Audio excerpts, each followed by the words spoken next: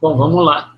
Então, a ideia é pensar assim de uma forma macro, né? Então, quando vocês vão prescrever o treino, então a gente precisa definir qual é o propósito daquele treino, né? Então, e esse propósito pode ser, né, o mais variado possível e de acordo com cada aluno, né? Então, você pode estar ali, fazer um treinamento só de, sei lá, para o aluno conhecer os aparelhos da academia ou conhecer a sequência de treino, de exercícios que você vai prescrever, né? Então, você pode explorar o objetivo de acordo com a demanda que surge para você, de acordo com o estágio do aluno naquele momento. Tá? Então, ele pode ter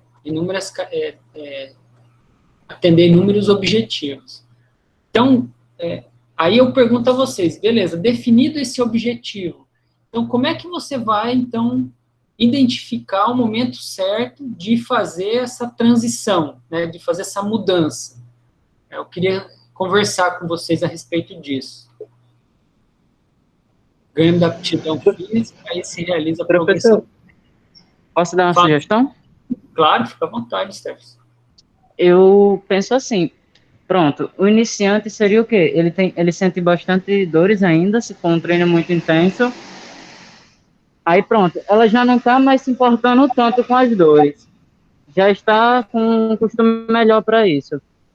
Já vê que consegue fazer um volume diário e semanal maior de treino. E fica bem, eu acredito que é um indício bom para fazer um treino mais voltado para o intermediário para ela. Não, peraí, Steph, você já evoluiu, você já foi mais adiante do que eu estava imaginando. Então, imagina que você tem um indivíduo iniciante e eu quero que você faça uma... Vamos pensar aqui, já estou olhando lá na frente da disciplina. Eu estou imaginando que você vai propor um treinamento visualizando esse aluno já até a fase... até a metade do processo do desenvolvimento intermediário, mas ele ainda é iniciante. Aí, ou você vai prescrever ele sair do iniciante, começando a coisa, até ele chegar a ser intermediário. Então, você vai fazer uma progressão de treino para ele fazer toda essa caminhada, tá? Então, só que para ele fazer essa caminhada, vamos imaginar aí que você vai fracionar isso em várias partes, porque você não vai poder fazer, primeiro porque você não sabe quanto tempo o teu aluno vai levar em cada etapa, né? Então, vamos dizer assim, iniciante 0, iniciante 1, iniciante 2, iniciante 3, vamos tentar imaginar que você vai fracionar isso em 30 tipos, evoluções de treino. Quando você vai... então, pensando nessas evoluções, né, a gente precisa definir algum critério que ele vai sair do 0 para o 1, do 1 para o 2, do 2 para o 3, do 3 para o 4 e assim vai. Né? Então, e aí isso para o intermediário, né? Então, imaginar que ele vai virar um intermediário, aí ele virou intermediário 1, intermediário 2, e aí você pode dividir em quantas frações você achar factível, né? E aí, o que vai... A minha pergunta para vocês é assim, o que faz você sair do treino 1 para o treino 2, do treino 2 para o treino 3, mesmo ele sendo iniciante, né, ou intermediário, tanto faz. Essa pergunta ela serve para... Assim, nesses dois casos, ele fica bem similar. Como é que vocês imaginam isso? Não, então, eu ainda acredito que seria o aluno suportando um volume maior. Não necessariamente a gente ia precisar botar um treino tão avançado como o que eu fui sugerir no momento, mas pequenas modificações que modificassem um pouco o volume, para, tipo, não algo parecido com a periodização, que vai ter as semanas de volume intenso, mais baixo, mas o volume semanal, e como ela trabalha o músculo, exercícios mais complexos, evoluindo isso aos poucos, que dá para evoluir trabalhando o mesmo exercício, aumentando o volume ou a carga, ou botando exercícios que exigem um pouco mais do aluno. Aí já daria para introduzir exercícios, por exemplo, ela começou fazendo agachamento livre com bola. Aí você vê que ela já está com domínio melhor, começa a passar para halteres, ou depois para barra, e assim vai. Certo. Então, a gente ficou claro na tua fala, Stephenson, que aí existe necessidade de você definir um critério para que isso, né, para que exista modificação desse treino prescrito, né? Então, essa é uma possibilidade.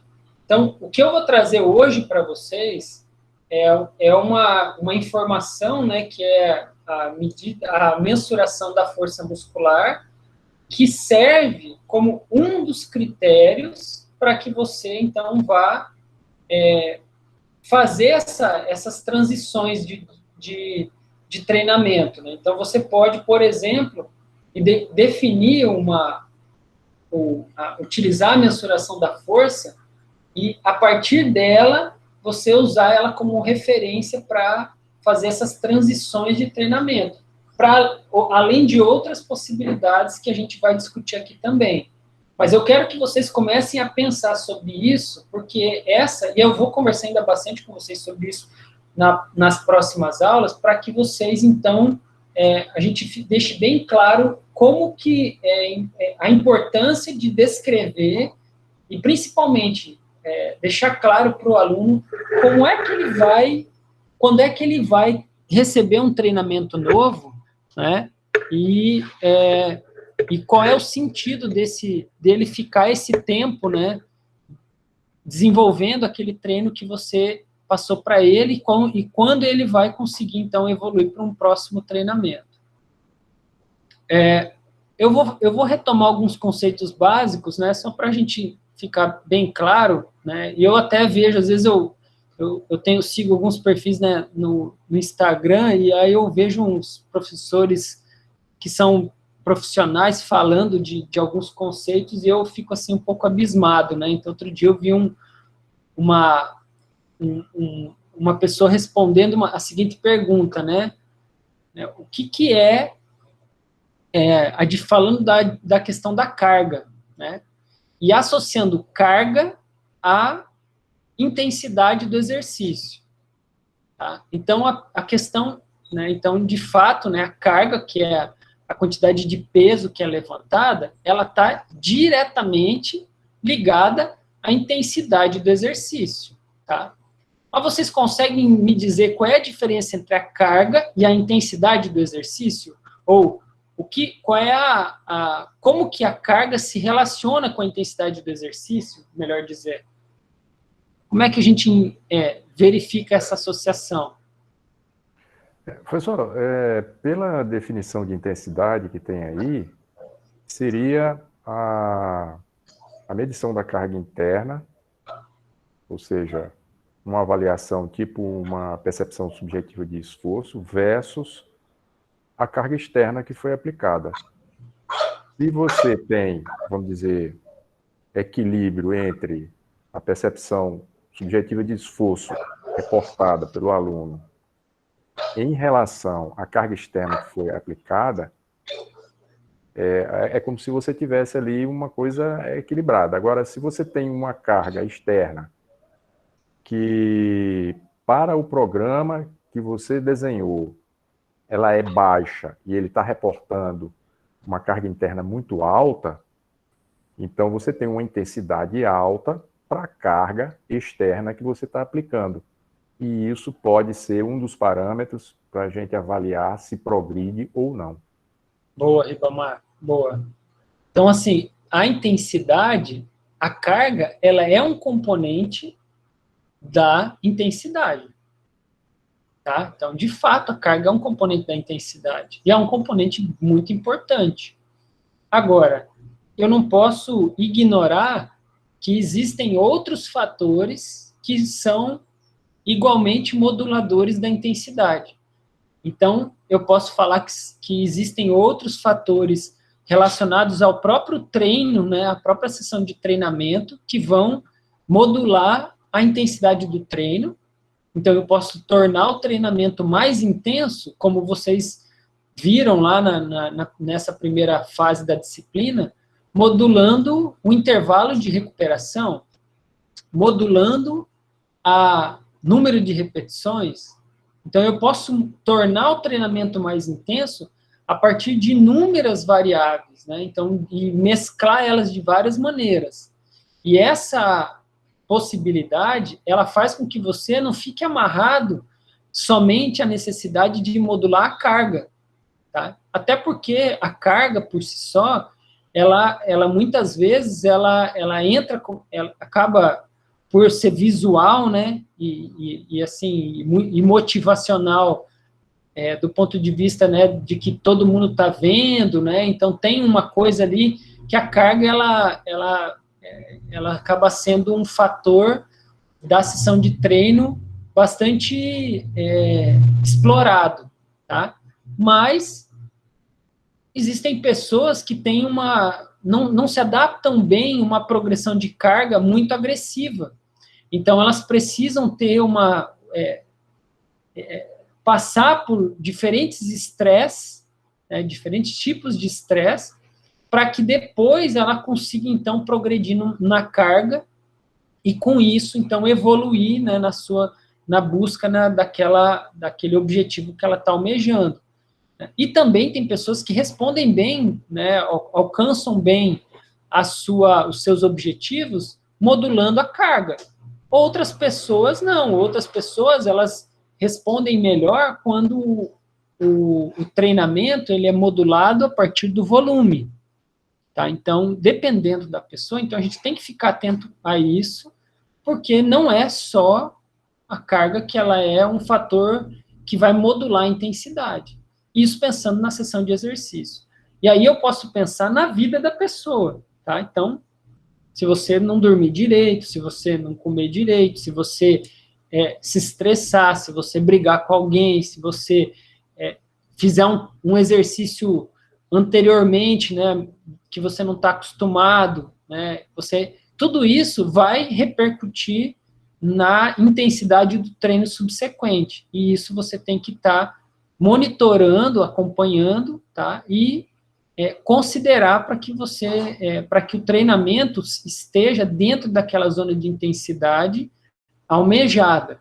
E aí não criar aquela circunstância onde o aluno vai acumulando, né, um desgaste a ponto de poder chegar até um nível de overtraining, né, que ele chama overreaching, né, que já é um processo que já gera o início de uma redução de desempenho e até o overtraining que já tem já uma síndrome, né, tem outros aspectos associados além, né, da redução do desempenho, então a pessoa pode ter outras características. Então,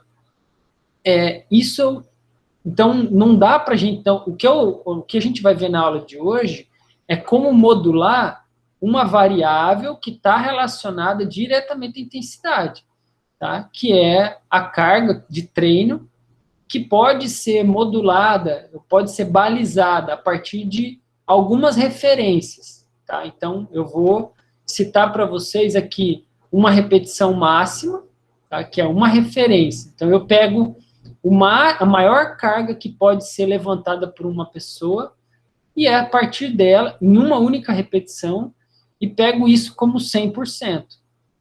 E considero essa referência, né, como base para utilizar percentuais dessa intensidade máxima, né, desse 1RM, para fazer a prescrição e fazer o balizamento do treinamento do meu aluno. Então, essa é uma maneira de eu controlar a carga que vai ser determinada para o meu aluno, e a partir dessa carga, que vai ser balizada a partir do percentual dessa uma repetição máxima. Uma outra forma de fazer é a partir das repetições submáximas, que é a maior carga levantada em um número específico de repetições.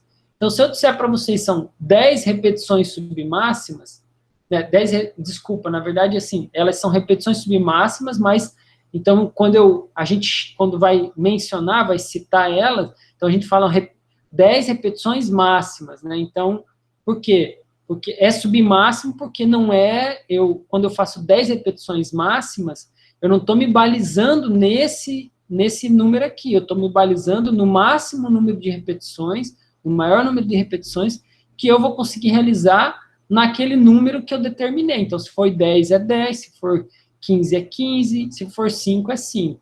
Então, eu estou levando em conta que eu vou fazer o meu máximo nesse caso. Tá?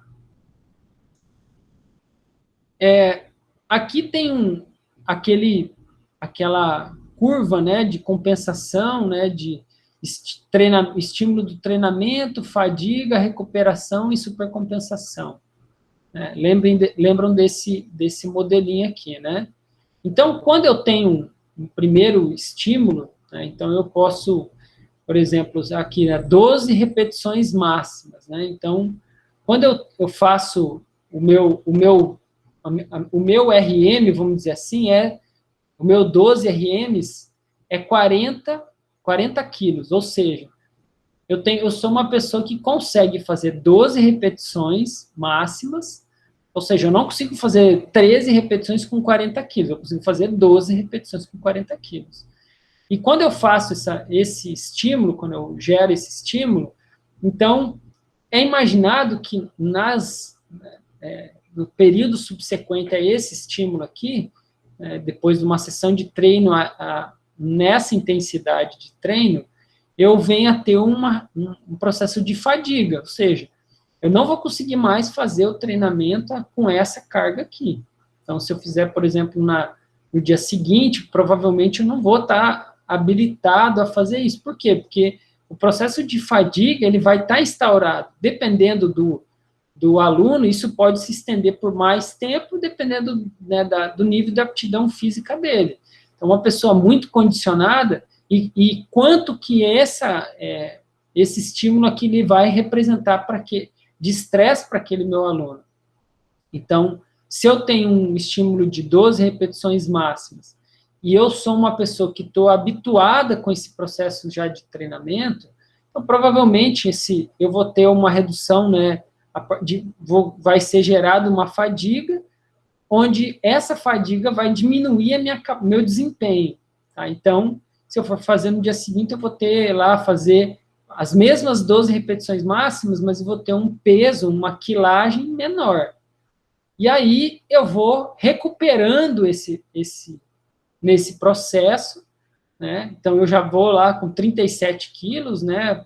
Começo a retomar, e aí eu consigo até um determinado momento, e aí eu estou falando aqui de uma forma aguda, mas isso, em alguns casos, para todo esse processo aqui acontecer, isso leva semanas, às vezes meses, né? Então, eu vou gerando essa fadiga, e a recuperação, ela acaba se estagnando aqui na linha de base, aqui no mesmo nível que eu estava anteriormente.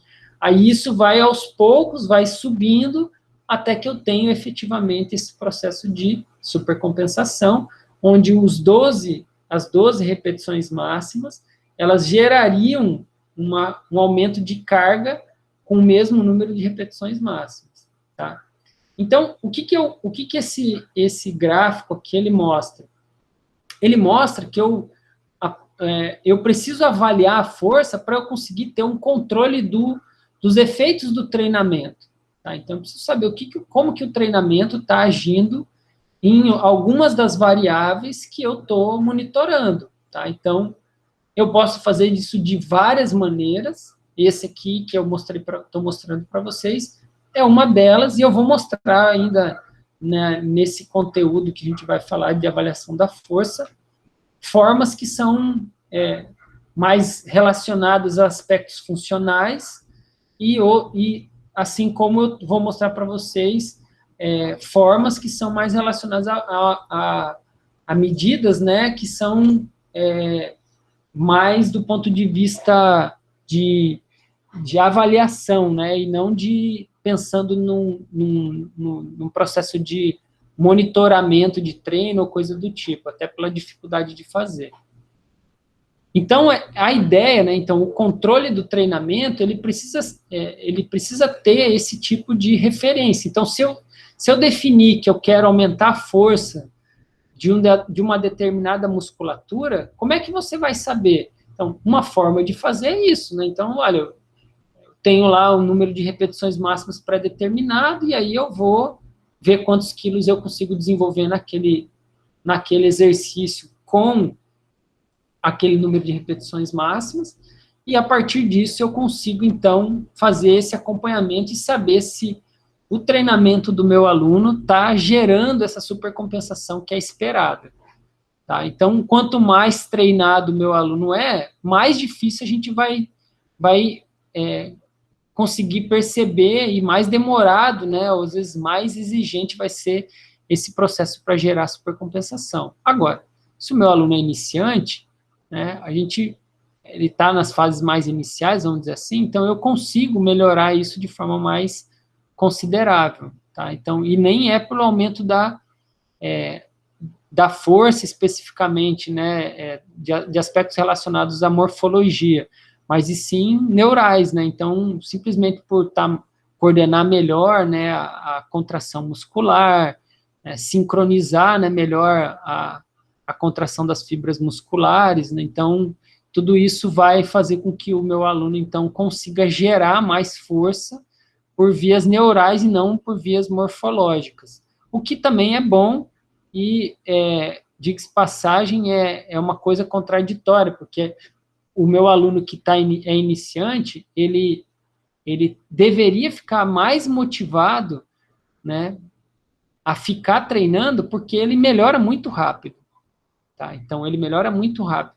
Mesmo ele fazendo pouco, tendo pouco estímulo, então aqui é um exemplo fictício, né, mas imaginando que o meu aluno que está treinando, que ele é iniciante, se ele fizer um treinamento bem básico, eu não sei como é que é o nível de condicionamento da turma, mas se vocês ficarem um tempo parados, vocês vão ver que com pouquíssimo esforço, com volume de treino, com um protocolo de exercício bem simples, você já consegue ficar com dor muscular tardia, você já consegue, né, gerar um processo de fadiga, né, e que se você conseguir fazer isso de forma sutil e de forma compassada com a tolerância do seu aluno, né, e capacidade dele, né, de realizar aquela sessão de treino ao longo das semanas, né, e aí para isso ele precisa vir, né, você tem que estar preocupado com o próximo treinamento que ele vai realizar,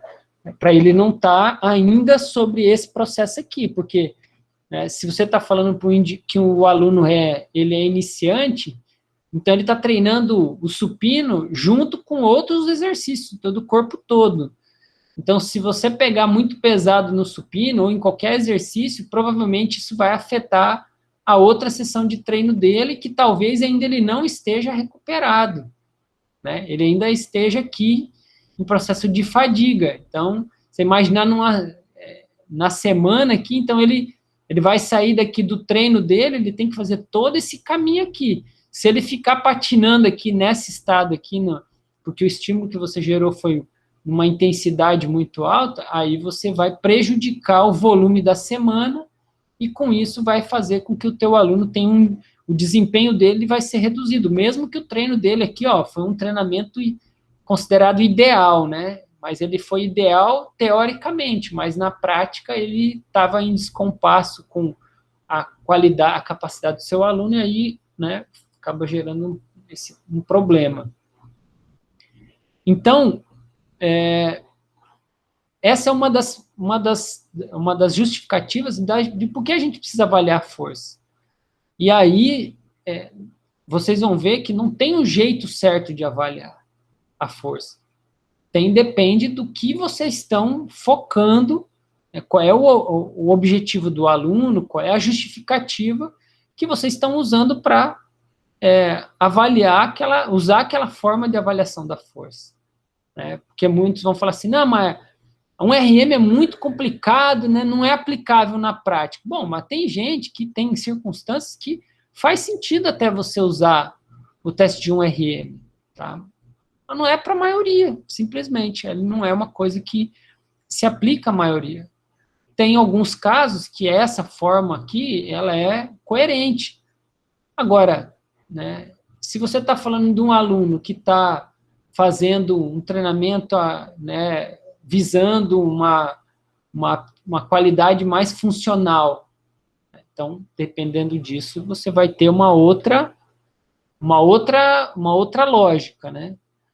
Outra coisa, né, e aí esse argumento ele é muito bom para quem vai treinar pessoas iniciantes, é porque às vezes a pessoa está muito preocupada com, né, uma resposta morfológica e ela não entende muito bem assim, a vantagem de estar mais forte, né? Então, aqui é um trabalho do JAMA, que foi publicado no JAMA, que mostra a associação entre flexões de braço, né, quer dizer, é força de membro superior e evento cardiovascular. Tá? Quando você vê aqui, ó, quem fazia de 0 a 10, e aqui, ó, tempo, né, até acontecer o evento, a chance, né, disso aqui acontecer, né, o evento cardiovascular, quem tinha uma quantidade de flexões menores, né, o tempo era encurtado. Então, quer dizer, a probabilidade de sobrevivência dele diminuía, aqui, né, a probabilidade de sobrevivência diminuía com a ocorrência do evento cardiovascular. Quem já conseguia fazer de 11 a 20 flexões, você vê que olha como aumenta, né, a probabilidade de sobrevivência a um evento cardiovascular, né, quando acometido por esse evento. Então, você vê que isso faz bastante diferença do ponto de vista de saúde, né, e está muito, às vezes é pouco explorado isso, né, então é uma forma de você tentar atrelar e justificar, né, também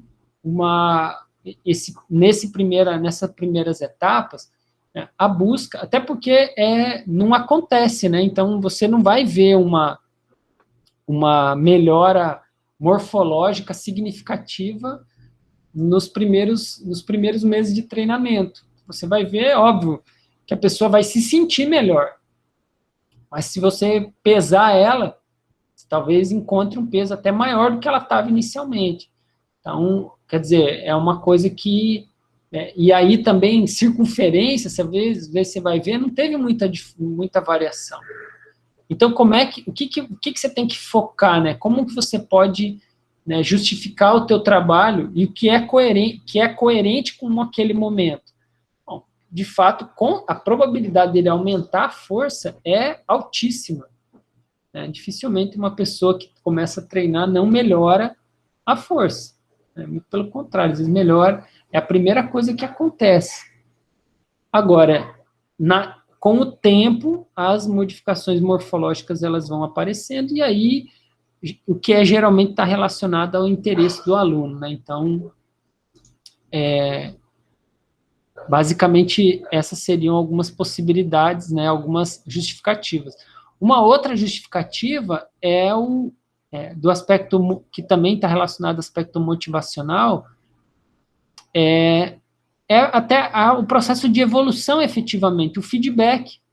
Né? Então, quer dizer, olha, você estava num determinado nível e hoje você já está num nível superior, né? Você está aumentando a tua capacidade, você está superando os seus próprios limites, né?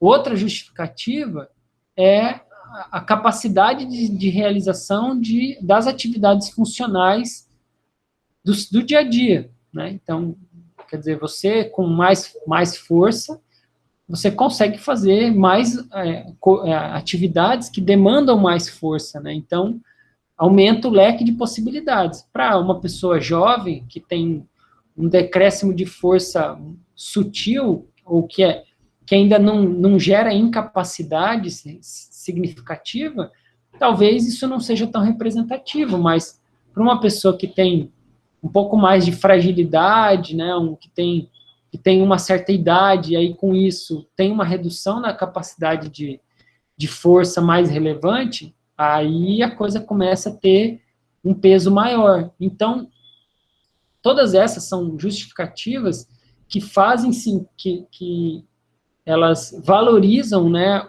o processo de avaliação da força e justifica você incluir esse processo dentro da tua rotina de trabalho, né, e deixar isso bem claro. Só para fazer um link com a gente conversou na primeira unidade, lembra lá do contrato de trabalho que vocês desenvolveram aí para o trabalho da primeira unidade? Então, nesse contrato de trabalho, vocês precisam deixar claro algumas coisas, como, por exemplo, quais serão as avaliações as medidas de avaliação que vocês vão realizar, né, no processo no processo de avaliação e de acompanhamento do treinamento do seu aluno. E por que isso é importante? Como que isso vai se encaixar, né? Olha, eu já confundi, na verdade, isso é o trabalho da outra disciplina, né? Mas, enfim, uma coisa se conecta diretamente com a outra, né? Então, mas como é que você vai usar e por que você vai usar essa informação? Então, essas informações, esses esclarecimentos, eles precisam ser dados para o seu aluno e ele precisa visualizar isso no primeiro dia de treinamento com você, porque aí ele vai entender toda a sua lógica de trabalho e aí participar disso, né? Então, ele tem que comprar essa ideia também. Para outras variáveis, o Afonso tinha feito um comentário aqui, eu acabei passando batido, Afonso. Se, de modo geral, aumentar a carga, aumenta a intensidade, porém, se outras variáveis, como tempo de descanso, número de séries mudarem, aí já não dá para dizer com certeza. A ideia é que se você manter todas as variáveis estáticas, né, e só mudar a carga, então... E aí eu estou pensando todas as variáveis do treino e da vida da pessoa. Aí você pode dizer que a intensidade mudou em função da carga. Mas se qualquer uma das outras variáveis está mudando também, então você vai ficar se perguntando que talvez tenha uma contribuição da carga nesse processo de aumento da intensidade, mas que pode ter sido potencializado pelas outras variáveis também. Tá? Então, não dá para a gente se ficar amarrado só com uma variável, né? Então, você vai ficar em aberto. Bom, professor. Então aqui, eu acabei colocando aqui, não avancei slide. Então, o feedback da progressão do aluno, né, focado na motivação, ele vai, então, identificar o que ele está mudando, né? Então, e você, como profissional, tem que chamar a atenção dele para aquilo que muda. Não adianta você focar em alguma coisa que vai levar... Então, quer dizer, ele começou a treinar aqui, mas ele só vai ver a mudança aqui. Esse delay em perceber a mudança é péssimo para a motivação. É péssimo, né? Então, o que você tem que fazer? Criar feedbacks que são focados em respostas que estão mudando de forma mais rápida possível. Né? Então, não é o foco da disciplina do que eu vou falar hoje, mas, sei lá, a força nem é um feedback que muda tão rapidamente. Então, talvez não seja o único feedback que você deva adotar. Né? Ele é mais um. Né? Agora, se você só focar na força, imagina que vamos lá, você vai fazer uma avaliação da força do teu aluno a cada um mês. Em 2 meses, metade dos alunos que vão para a academia já desistiram. 50% vai embora. Então, quer dizer que você perde a oportunidade, e a maioria nem faz nenhum monitoramento, nenhum tipo de acompanhamento para recebendo feedbacks específicos. Então, a gente perde a oportunidade de dar trazer informação do que está mudando na vida dele, né, e valorizar aquilo que está acontecendo. Professor, então, como eu falei, né, então a gente tem essas múltiplas repetições máximas, ou um RM, né, e eu vou falar um pouquinho de cada um deles. Né. Então, o teste de um RM requer um estatuto adequado de treinamento, quer dizer, ele tem que ser intermediário ou avançado, então não dá para ser um indivíduo iniciante para fazer um teste de um RM, e eu vou explicar melhor para vocês por quê. Né? E ele tem que ter experiência com os exercícios que eles vão ser testados. Né? A gente, geralmente, se usa testes, para a realização do teste, exercícios básicos, né? E a escolha desses exercícios, né, que podem precisar, né, de consistência, avaliação da força muscular, que permite que o atleta ou o aluno, de uma maneira geral, mantenha a posição correta durante todo o teste. Então, você precisa dar consistência para o teste, né, precisa focar em exercícios que vão ser representativos de uma forma geral, né, do corpo, mas você também pode buscar exercícios específicos, e ele não é recomendado para indivíduos iniciantes, geralmente ele é focado em intermediários avançados. Agora, vocês vão ver que tem lá vários trabalhos que fazem testes de um RM com iniciantes. Dá para fazer? Dá. Agora, tem algumas questões que precisam ser levadas em conta, já devido à dificuldade de fazer esse teste nessa amostra, nesse grupo. Né? Lembra que a gente começou a falar nas aulas anteriores, né, o que é indivíduo iniciante, o que é intermediário, avançado? Aqui, ó, é uma tabela, não sei se vocês chegaram a olhar lá aquele artigo, né, que eu deixei disponível lá, que o Vinícius mandou, mas aqui tem uma tabelinha que é retirado de um livro lá da Human Kinetics, de 2008, que ele mostra, né, então, por exemplo, se o teu aluno nunca treinou, ou somente começou a treinar, né, até menos de 2 meses, e tem uma frequência baixa, o nível de estresse que ele aguenta é baixo ou nenhum, né, e tem uma habilidade técnica, né, de experiência mínima ou nenhuma, então esse teu aluno ele é iniciante. Aí eu pergunto para vocês, como é que a gente vai aplicar um teste de força para uma pessoa que está nessa condição aqui? Então, cadê? Ele não tem nem a técnica de realização do treino. Então, se ele melhorar minimamente a técnica, ele vai melhorar a força. E aí ele não está melhorando a força pelas mudanças corporais. Não encontrou no CIGAR, eu vou dar uma olhadinha, Raíssa. Salvo engano, eu coloquei no primeiro... pronto, está na primeira tópico de aula, no dia 18/1. O nome do artigo é esse aqui, ó. Deixa eu colocar aqui para você. É porque como a gente, né, eu coloquei na aula inicial, talvez tenha ficado complicado a localização, mas está aí para vocês localizarem o nome dele. Então, se você está... Então, a gente tem que levar em conta isso, o que é relevante, né, para esse meu aluno. Até porque, eu pergunto a vocês, o foco, né, da prescrição, qual vai ser o foco em relação à determinação de carga? Né? Então, você tem que tomar uma decisão em relação a isso, e não necessariamente a modulação da carga, ela é elementar para que o teu aluno melhore nesse primeiro estágio. Se eu estou com um aluno que é iniciante, quais são as principais mudanças que vão ocorrer com o treinamento nessa primeira fase? O que vocês acham? Qual é o principal tipo de mudança que acontece nessa primeira fase?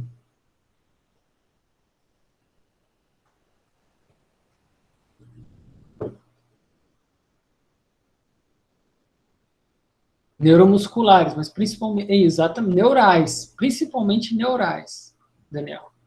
E aí, se é neural, e aí, principalmente neural, então, quer dizer,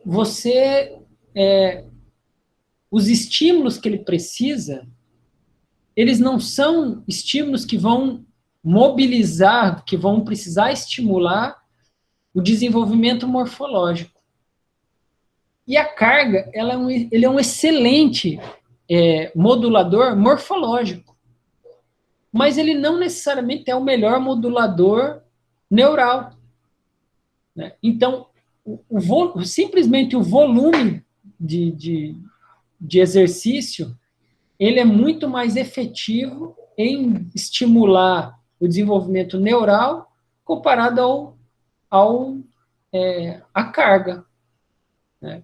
Então, veja só, nessa primeira fase, né, e aí eu não estou nem analisando outras questões, né, como, por exemplo, né, a preocupação, né, do impacto que a carga efetivamente, se você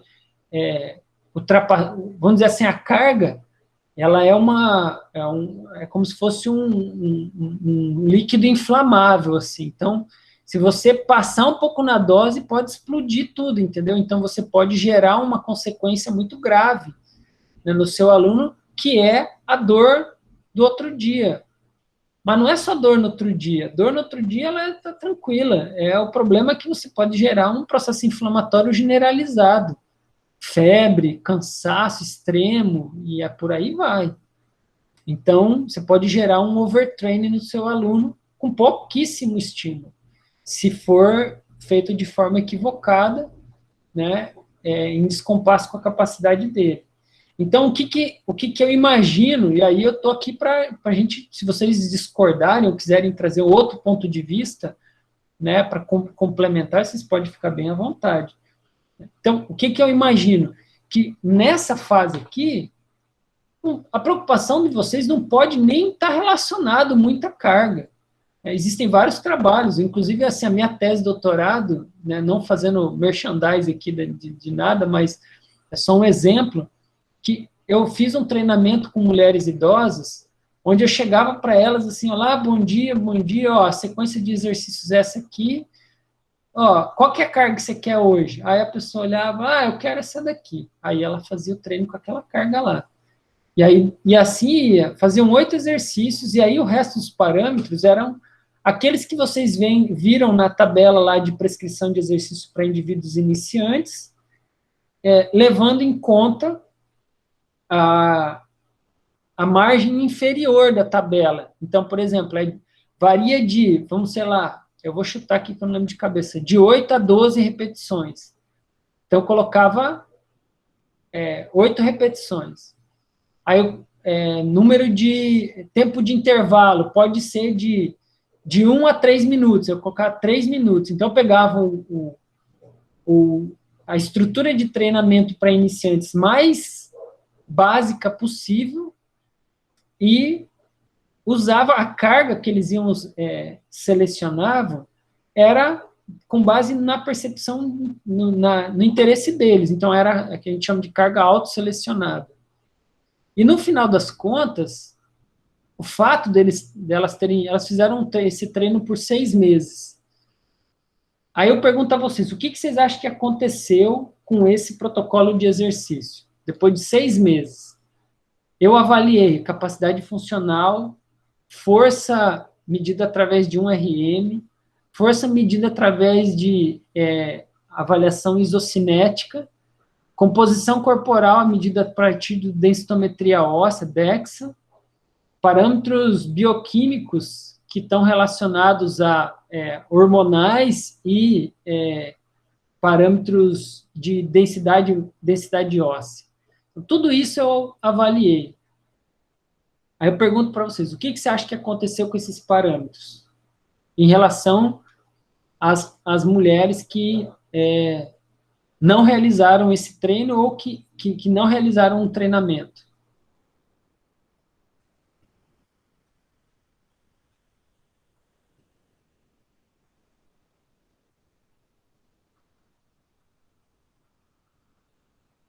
Mas melhoraram consideravelmente, não, professor?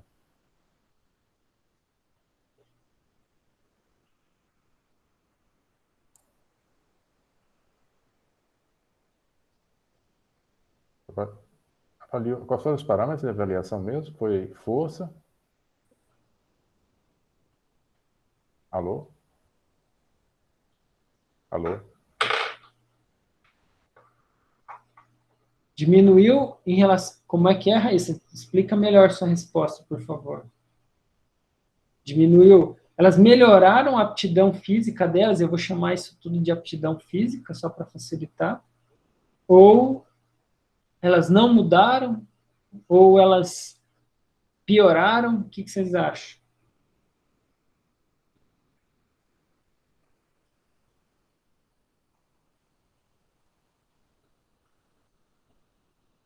Eu não estou ouvindo. Tá falando, Ribamar? Não, até assim, até Eu falei aqui, aí, eu acho que não ouviu não, professor. Tá ouvindo não agora? ouvi. Tá ouvindo agora? Ah, peraí. Ai, que sacanagem. Desculpa. Minha caixinha de som desligou aqui, por isso que eu tava... Sacanagem essa caixinha aqui. Desculpa aí, gente. Pode falar, Ribamar, de novo, por favor. Não, melhorou, o condicionamento melhorou, sim. Mas eu vou dizer a você, Ribamar, não só melhorou, mas melhorou muito. Melhorou muito. Quais foram Então, os parâmetros mesmo, hein, professor, que foram avaliados, que foram pronto. monitorados? Eu avaliei a força medida através de um RM para todos os exercícios que foram realizados na sessão. A gente avaliou a força isocinética de membros inferiores, né? Então, tanto de adutores e abdutores, e extensores e flexores. Foi avaliado parâmetros funcionais, então, capacidade de levantar e sentar, aquelas baterias de testes funcionais, né? Flexibilidade, a composição corporal, né? Então, você vê, não era um resultado esperado que melhorasse a composição corporal, mas melhorou. Teve um leve aumento da massa muscular, que não era esperado, né? Mas o que acontece? O pessoal estava tão descondicionado, estava tão pouco estimulado, que qualquer estímulo melhorou. Eram idosos, exatamente, Raíssa. Então, percebam que... e aí eu estou enfatizando isso porque elas estavam aqui, ó, nesse grupo aqui, ó, iniciante, beginners. Então, se eles são iniciantes, a gente tem que ter essa noção de que a necessidade ela é menor do que aquilo que normalmente a gente vê por aí, assim. Eu noto assim que é como se tivesse que entrar com a faca na boca já no treinamento e sair correndo atrás do resultado, porque senão você não vai alcançar ele. Então, e na prática, esse começo aí, ele tem que ser... mesmo você sendo cauteloso, gradual, né, você consegue alcançar bons resultados. Quer falar alguma coisa, Ribamar? Não, Tá, beleza. Então, agora, aí já quando a gente tem um aluno que está no nível intermediário, que aí é o quê? Já está treinando. Já treina de 2 a 6 meses. E aí, aqui, esse critério aí, ele é até criticado lá naquele outro artigo que vocês têm disponível lá no Cigar, mas é só uma referência, tá, gente? Para a gente ter uma ideia. De 2 a 6 meses. De 2 a 3 vezes na semana. Consegue suportar um nível médio, né, de estresse. Quer dizer, se eu treino há 6 meses, mas não consigo fazer um treino médio, com estresse médio, né, quer dizer, eu não estou intermediário ainda. Se eu não consigo ter uma frequência de 2 a 3 vezes na semana, eu também não gerei adaptações suficientes. E eu tenho que ter a capacidade de experiência, né, com a técnica básica. Então, pelo menos os exercícios básicos ali, eu tenho que estar com domínio total, né, para poder ser considerado intermediário. Já nesse caso aí, faz algum sentido, né, não só faz algum sentido, faz bastante sentido eu monitorar o desenvolvimento da força desse meu aluno e usar essa informação, né, como eu comentei com vocês, né, de uma maneira que eu vou utilizar aqueles parâmetros que a gente comentou até agora. Beleza? E o avançado daí, né, mais do que tudo, né, o Leônidas comentou, né, a gente, na última aula, falando, né, o que acontecia com pessoas que eram treinadas, né, com alto nível de treinamento, mas que, por não fazer esse tipo de avaliação, treinavam em cargas abaixo daquela que eram recomendadas. Então, e aí, o que pode acontecer é diminuir o nível de desempenho dele, né, e, naturalmente, os resultados alcançados ao longo do tempo. Então, você vê que é tudo uma questão de contextualizar. E aí a pessoa tem que estar lá, né, treinar mais de um ano, 3 a 4 vezes na semana, alto nível de estresse, então você tem que aguentar porrada mesmo e conseguir desenvolver exercício com técnica e habilidade, né, bastante alto. Então, basicamente, essa que é a lógica. Geralmente, então, quando você pensa um teste de um RM, é um teste complexo de ser realizado. Eu vou mostrar um vídeo para vocês aqui, vocês vão ver que ele tem uma série de etapas. E quando você, então, de uma forma básica, né, é orientado fazer para identificação da força de membros inferiores, o exercício leg press, e membros superiores, o supino reto. Então, de forma bem clássica, tanto esse exercício quanto esse exercício são amplamente utilizados, e eu consigo, então, usar ter a noção, então, por exemplo, do nível de condicionamento de membros inferiores ou superiores a partir desses testes. Então, você já consegue ter um balizamento. Agora, você vai me perguntar assim, tá, professor, mas se você for fazer agachamento, você tem que fazer, vou conseguir usar o valor de 1 RM, né, do leg press? O que vocês acham? Daria certo? Dizer que o RM do leg press do meu aluno foi de 100 quilos. Eu consigo extrapolar esse valor para o RM do agachamento livre, por exemplo? Não. Exatamente. Não dá certo. Porque exatamente, que muda tudo, né?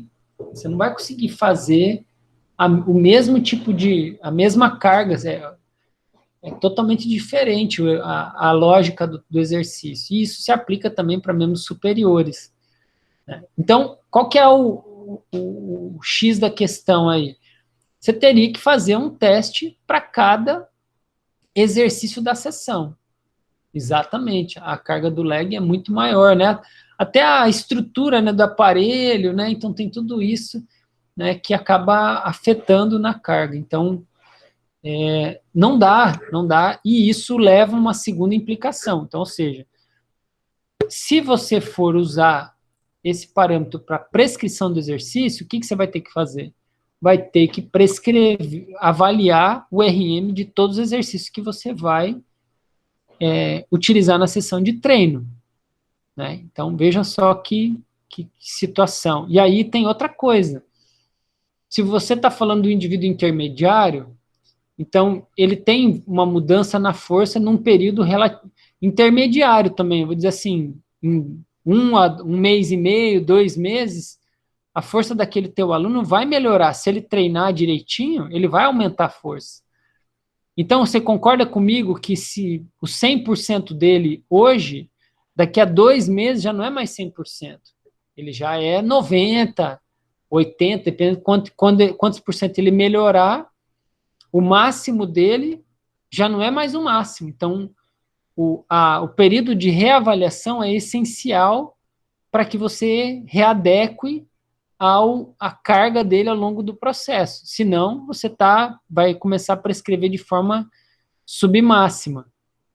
Então, imaginem isso, então, como a logística que isso demanda, né, para você conseguir fazer de forma adequada esse processo, né, de prescrição.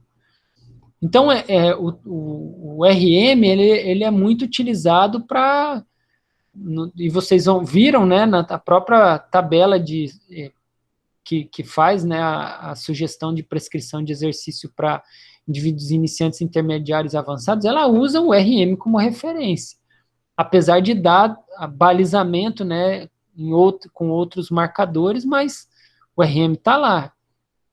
Então, ele é muito utilizado, né, como referência nesse sentido. Agora, no contexto prático, ele tem muitas questões que inviabilizam muitas vezes esse tipo de aplicação, né? Aí eu pergunto a vocês, no dia a dia de vocês, aí, quem frequenta academia, quem já treinou, está treinando, ou acompanha alguém que treina, vocês já viram alguém fazer a avaliação de uma repetição máxima? Quem já teve essa experiência? A Cecília nunca viu. Quem mais? Teve alguém que já viu?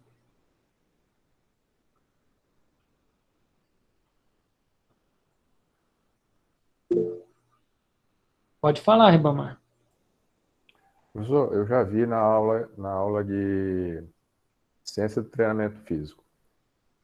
Nós fizemos uns exercícios, umas aulas práticas, né? E alguns colegas, eles submeteram ao teste de um RM. Uhum. Agora, no teste de um RM, eu observei o seguinte, é que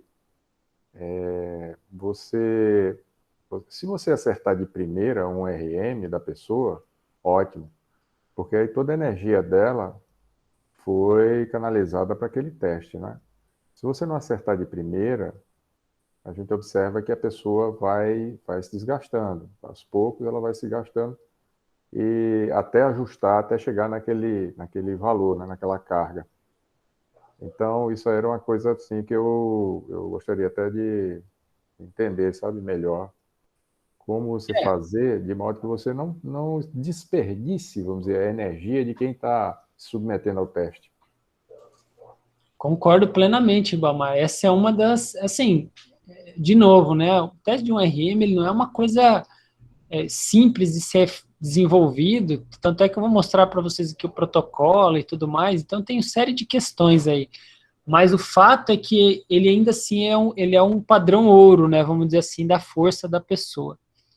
E aí, esse tipo de coisa que você mencionou, acontece, cara, acontece. Então, se você não fizer mais, alguns protocolos, eles dizem assim, olha, até de 3 a 5 tentativas, se tu errou nessa margem aí, esquece, você tem que fazer outro dia.